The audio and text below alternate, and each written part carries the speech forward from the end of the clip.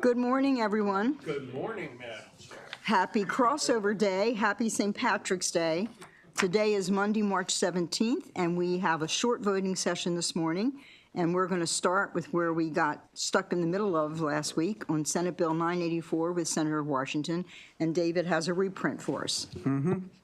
In front of you, you should have two items. You should have a reprint, which is the same reprint you had last Friday, and an additional amendment with Senator Beitl's name on top of it. So the plan is to, since it's the same reprint, it's numbered a little differently.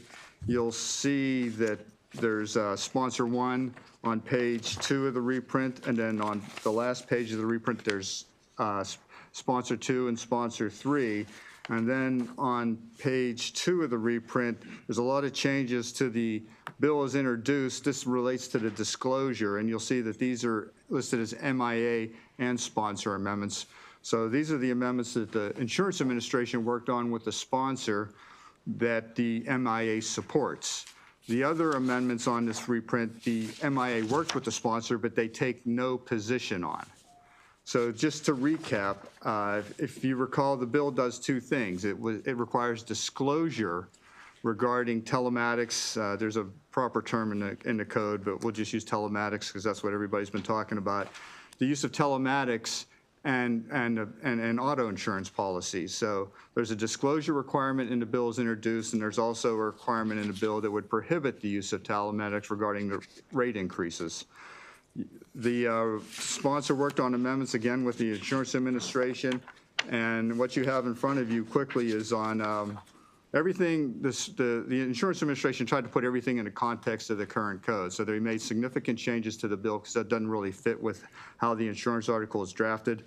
On page 2, instead of prohibiting an increase in insurance because of telematics, in the bill is introduced, it puts it in another part of the code, and you'll see here near sponsor number 1, an insurer may not consider data collected through a program that measures the operation of an insured vehicle for the purposes of reclassify that requires a higher premium. So it prohibits that action because of telematics.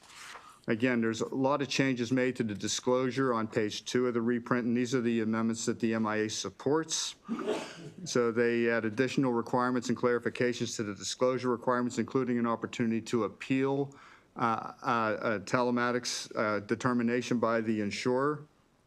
And then if you go to the second to last unnumbered page, you'll see that this is language that was that the sponsor is offering, and on top of the page on 27501, you'll see there's a bracket in subparagraph 1 down to the end of subparagraph 3.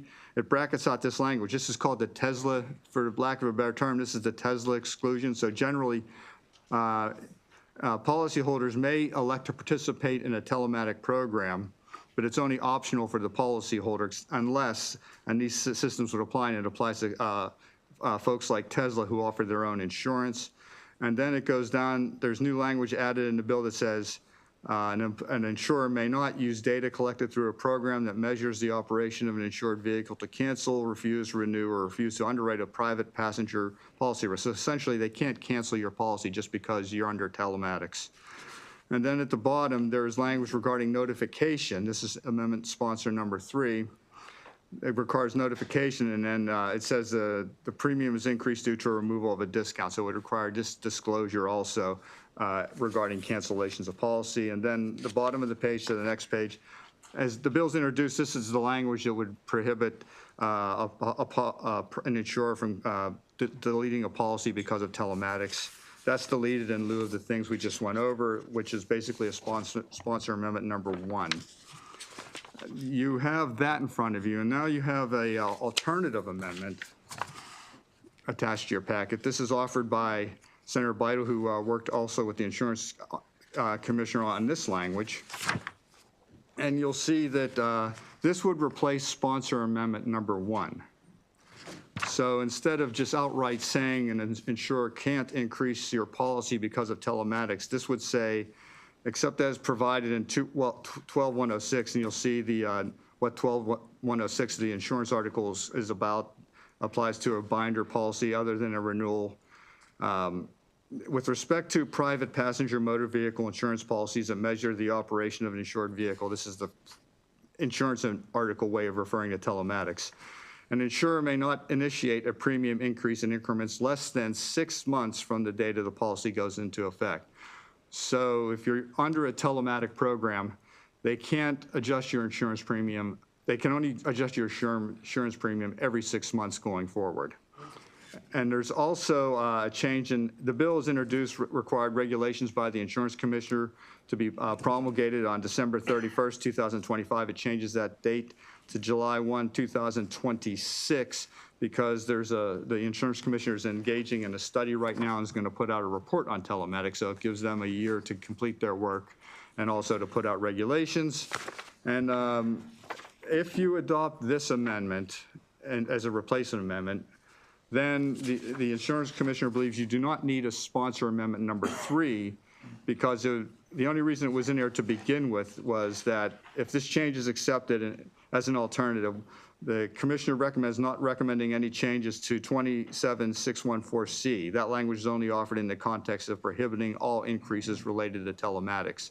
If you want any more information, I'm sure the insurance commissioner is here to go into more detail about that. But if you consider, depending on how you want to go with the amendments offered by the sponsor and the insurance administration, and then the second amendment, if you want to replace the sponsor's amendment number 1, then you don't need, in the insurance commissioner's opinion, sponsor amendment number 3 also. So David, I just want to be clear, it's an either or. Either we do the amendments that the insurance administration has offered, or we keep the current amendments on the bill. We're not doing both. You can't do both for sponsor amendment number 1. So you either take sponsor amendment number 1, or you take the replacement amendment offered by Senator Beidel. And everything else, and if you take this one, then the insurance commissioner recommends you don't need sponsor amendment number 3, but sponsor amendment number 2, removing the Tesla is there's no changes there. That would remain in the bill if you decide to go that route. And then, of course, there's all the other, the technical changes to the disclosure, which the insurance administration supports. And I learned this weekend there are other companies doing this monthly change. Even though they have to give 45 days notice, once they get on a roll, they can every month increase people's premium. And telematics, there was a time telematics really tracked your speed, but now it tracks stop signs, the time of day you're driving, fast stops, fast starts. It's really tracking. So while it's a good initiative, incentive to be a better driver, it can also really hurt people, particularly if they're not prepared for the increase. So with the amendment that I worked with the commissioner this weekend, it would really be at your renewal. They would offer your renewal with the increase, and you could either reject it or leave the company. So the commissioner's here if we have any questions. Senator, do you have any questions of the commissioner? I don't. I support the amendment that you proposed with that you proposed, Madam Chair. That we worked with over the weekend. Yep. Thank you very much. Senator Ellis? Thank you, Madam Chair. Good morning, everyone. Good to be back. The amendments would prevent incremental increases beyond the 6-month renewal periods. And if someone decided not to renew with that carrier because they want to bump up your rates because of them spying on us, is that report from telematics put in the Insurance Institute database, and other carriers will have that information to use that against That is a good the driver? question, Senator. Madam Insurance Commissioner, can you answer that question? I got a good rest last night. There's industry members here too, but that might be a better question for Yeah. the industry. My sense, and again, part of the amendments that we're supporting include a governance plan. My sense is that the data that's collected from what we've seen, most of it, our insurers do have non-disclosure policies built in. And again, I would want the industry to really echo that, but my understanding is that they're not shared further. So Commissioner, I'm sorry. No, go ahead, Madam No, Chair. I was just going to say, so this is the kind of regulations you're working on that you asked for a little longer because of Yeah, the survey that you're yeah, doing. yeah. So, that's something we could absolutely preclude from Yeah. that being passed on to another And there's carrier. also, with the amendments that you have about data and collection and those things, I would think those would be exactly the things that we would want to work through with the industry. Yeah, sure. Since there might be an area that's not clear, would it be possible to put amendment in to preclude the sharing of that data with the Insurance Institute without, I don't want to damage the bill. No, I'm just please asking. don't, because we want to get it out this morning. Yeah, I just want to know, basically we're doing a quality Commissioner, product. do you think it's in this bill now about disclosure? I think there's a lot in here about data and collection, and I would think that is something that we could definitely take up should this bill pass. I'm sorry, I didn't hear you. So they're in the bill with the amendments that we supported. We're required to develop regulations on data and data collection and elements of that. And I would think that some of your concerns would be taken up with that discussion. And that's regulation. already in the bill. In Yeah. regulation. Yeah. Where it will be prohibited from just passing that data around in database. That would absolutely be one of the things we'd be looking. I'm sorry, I didn't hear you. That would be one of the things we'd be looking at, absolutely. Yeah, so I hear you saying you'll be looking at it, but, I hate to vote on things that my constituents will come back and say, Ellis, what did you do, right? You had the opportunity to not have this go around and you didn't really ask the right questions or really help to protect us. Because if someone collects that data, the bad actors, the people who think they want to just jump in our lives and control what we do, how we do it, like Elon Musk and Tesla.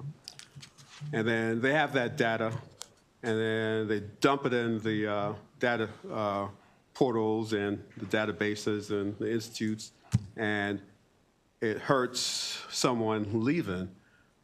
It seems possible that or any company could hold their current customers as hostages, right?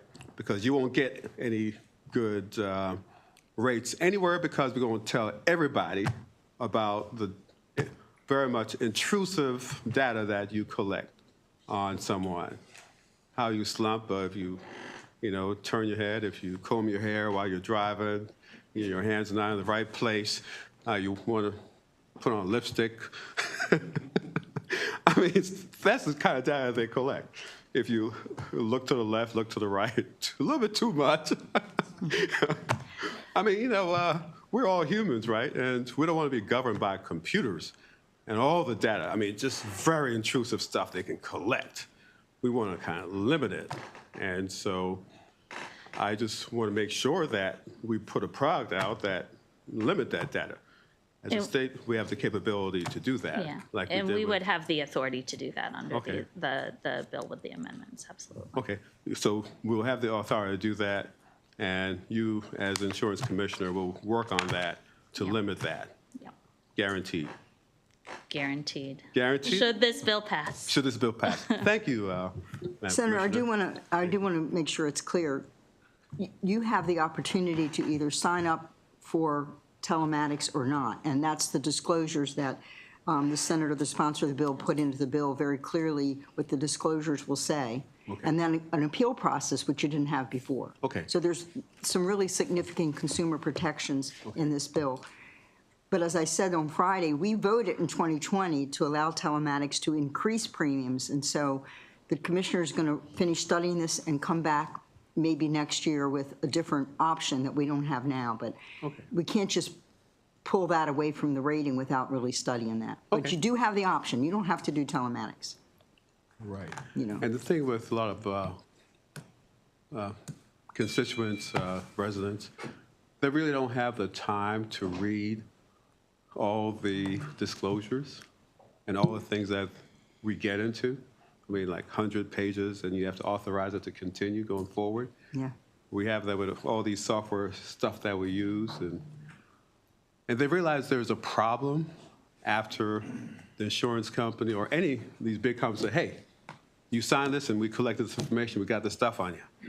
And then you have Senator, no that's why you recourse. need a really good insurance agent. Yeah, so those are my concerns, Madam Chair.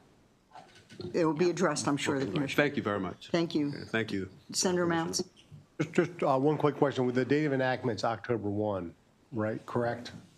Yeah, and is that the appropriate time that you consider whether it should be sooner or is October 1? Because I don't think we've discussed just about every other part of this bill. Right. You know, but the date of enactment, I guess, is pretty important. You know, if you're in one of these contracts or one of these policies right now, perhaps, I'm not suggesting to change it, I know it's something we haven't discussed. That's a pretty typical, That's the usual, that's the normal date for non-budget, non-fiscal items are usually October 1st, the following October 1st at the end of session. That's a normal non-fiscal. Right. If it's July 1, it's usually fiscal related, and you can go as early as June 1, you know, for other special, if you want to try to impact the existing fiscal year. But generally, the standard effective date is October 1st. Okay. I just thought I'd bring that up because they're talking about all these things that are happening right now. But it makes sense to keep it right at October 1. Thank you. Thank you. If there are no other questions, can I have how we do this? It'll be a motion to adopt all the amendments in a reprint except for sponsor amendment 1 and 3. Okay, do I have a motion except for sponsor amendments 1 and 3? Senator, thank you. Senator Washington moved and Senator Giles seconded. Okay. Can I have a vote for, Oh. do we want to add the next vote for the Do you want- amendments? Then you would adopt the Senator Vital amendment, which would be a replacement for sponsor amendment 1, and then you would also reject, you don't have to do anything on sponsor amendment number 3. It's, you just let it go, and it just won't, yeah. Okay. Do you have a motion, Senator Reed? I would move that we do what he just said. Okay. So that's for the second amendment, 833724. Do I have a second? Senator Ellis seconded. Okay. So all in favor of the bill as amended. Do I have a motion for that? Senator Kramer motioned. Senator Ellis seconded. All in favor of Bill 984 as amended. Do I have show of hands? All right, unanimous. Thank you. Hopefully get that on the floor quickly. Next bill on the list is Senate Bill 740.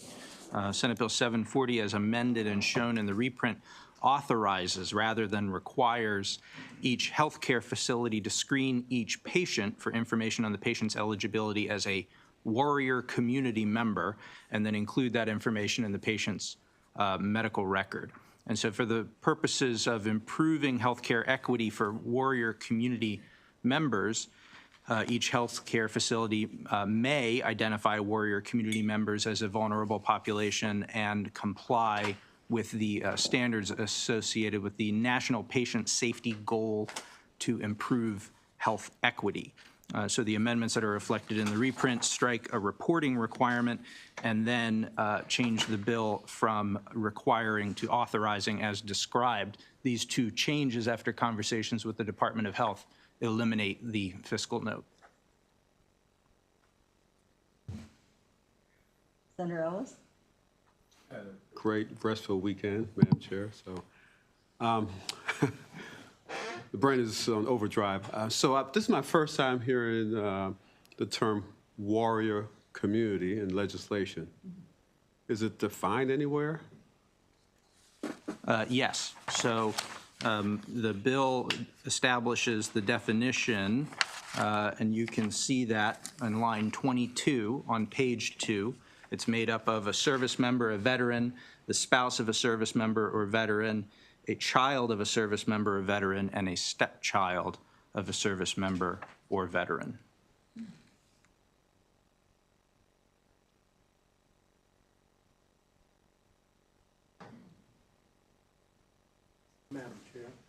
Senator Kramer? Quick question. We just had, I believe, Senator Simonaire going through creating unified names and definitions throughout the code for our veterans. And does this somehow interact with all that Senator Simonaire just did in creating standardized definitions, and now we're creating something new? So this bill does not account for the standardized definitions. You can see the rest of the subsection establishes its own definition for service member and veteran.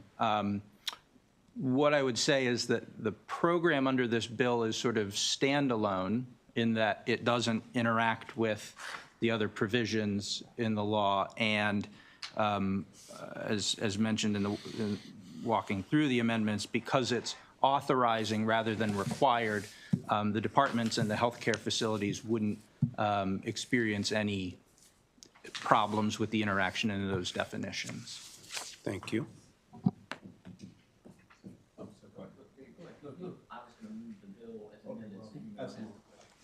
More questions?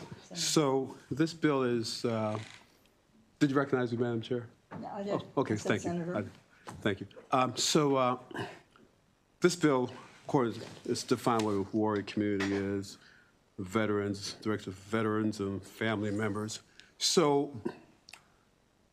as a veteran, when we leave active duty, we leave the warrior behind. We're not fighters anymore. We put down our guns and we pick up plowshares, and we try to be very peaceful members of our society. We're not warriors anymore.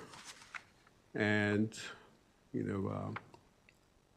I hate to put us in as warriors when we were in the community, back as regular citizens. And the intention of the bill is really good, but I'm very troubled by that terminology as warrior. We're Senator, veterans, so go ahead, do Madam Chair. you have, I mean, I agree with you. This is talking about after their service in Yes. most cases. Is there another term you can think of? Well, just veterans and family members.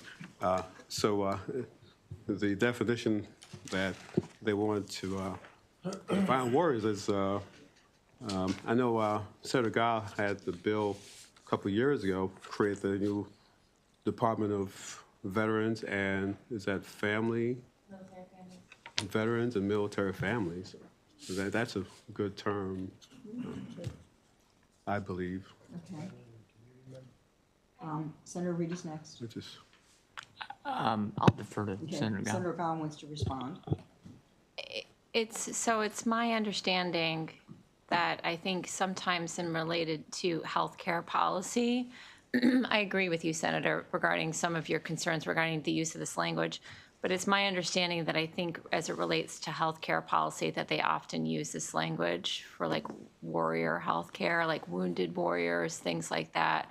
And so I think it's specifically to refer to those that are wounded, ill, injured, PTSD, TBI, things like that. So I think it's more in the context of a healthcare provider asking more about their background, including I think it's some sort of different term, and I think Senator Reedy's nodding his head as well. So that's what I would just offer.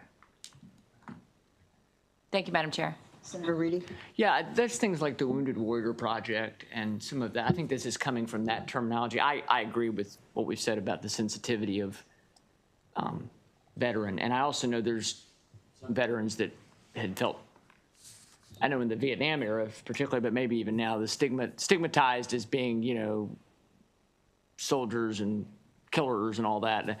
Obviously, that's not the sponsor's intention, of course, but I think they're trying to tie into the whole wounded warrior aspect here and also bring families into it. But I haven't spoken to the sponsor. I don't know if we wanted to, if it's an obstacle to getting the bill out, I don't want it to be an obstacle if we need to make a change or adjust, but.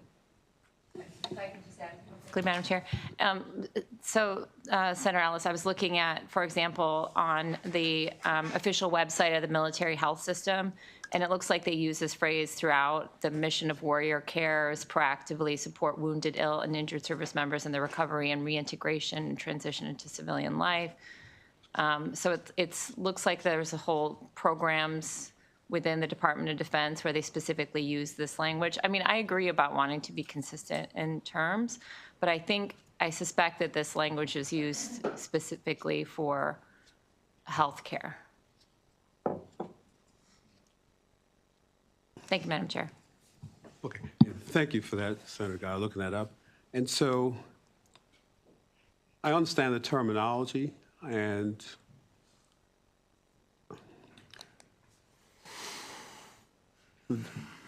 for the DOD, which take care of folks on active duty and those injured through the healthcare system, in my opinion, those terms are perfectly appropriate. But even the term wounded warriors now is really, in the veterans community, I'm members of several veterans organizations, Disabled American Veteran, American Legion. I'm around my comrades a lot. And that Wounded Warrior organization, a company came up with that term, Wounded Warrior Program. And they were complicit in, how should I use the term, directing a lot of their collections of donations towards the leaders of the organization, where they're really got in serious trouble, and so they have offshoots of that organization. So the Wounded Warrior term was coined by this organization that really exploited veterans and the community, and took advantage of us as a wounded warrior myself, took advantage of us and paid high salaries, high benefits to their members.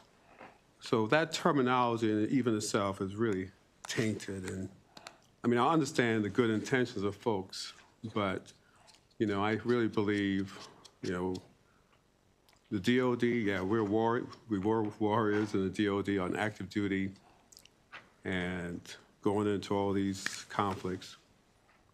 When we're in the community, as civilians, we're veterans, and we're not warriors. Most of us don't want to fight anymore. We don't want to take up arms. And that's not really fun for a lot of us, really, because it brings back a lot of things we don't talk about, we don't discuss, but we handled for God and country when we were active duty. But we want to be peaceful members of society. We want to be veterans, peaceful members. And it just kind of jolts me when I see the warrior community. Senator, and I don't disagree, because I have family members that were never wounded but have serious side effects now from their time in the military.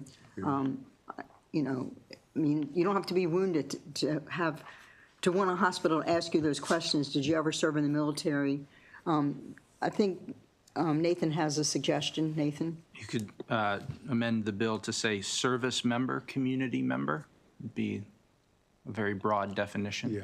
Would that include the families also? Because service member, community member would be defined as a service member, a veteran, a spouse of a service member or veteran, a child of a service member or veteran, or a stepchild. Yeah. Yes. I think that would be very acceptable to the veteran peaceful community. I have another question, too, Yes, where they ma'am. also say it's the Matthew Fast Act for Warrior Healthcare. What should we do with that?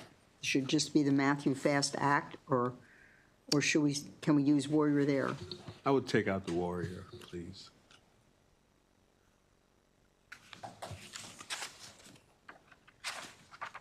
Do you need anything else, Nathan? No. Okay. Can we vote on that as an oral amendment so Nathan can get it ready to bring to the floor? Yes. Okay, can I have a motion for the amendment that we just move discussed? the Senator amendments. Ellis? Do I have a second? Senator Washington? All in favor of the bill as amended with the verbal amendment? Unanimous vote, thank you. Can I go on as a co-sponsor? Me too. Who wants to be a co-sponsor? Okay, you got it? No and no. Reedy? No, Reedy, Ellis, Mounts, Guile, I think we're Land, and every- Beidle. Got it? Okay. Okay. And then if there's no other business to bring, I'm going to ask for a motion unfavorable withdrawn for Senate Bill 919. Can I have a motion unfavorable? Senator Reedy, who seconds? Senator Guile, all in favor of motion unfavorable for Senate Bill 919? All in favor? Okay, Senator Guile, you'll be happy about that.